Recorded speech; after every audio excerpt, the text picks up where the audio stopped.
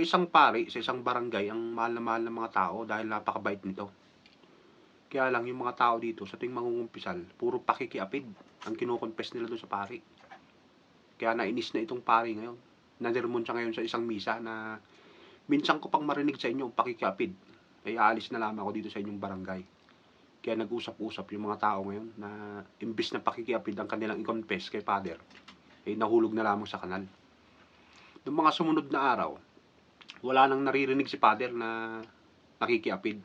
Puro nahulog na lamang sa kanal. Wala namang masama na mahulog sa kanal, ang sabi ni Father doon sa mga nangungumpisal. Kaya tumagal ang panahon, nagkaedad na yung pare at doon na rin siya binawian ng buhay. Pinalitan siya ngayon ng bagong pare.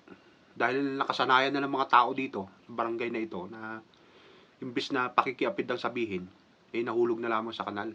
Araw-araw, sa tuwing may mangungumpisal, puro ganun ang naririnig ni Father. Nabuisit ngayon itong pare ngayon, pinuntahan si Kapitan.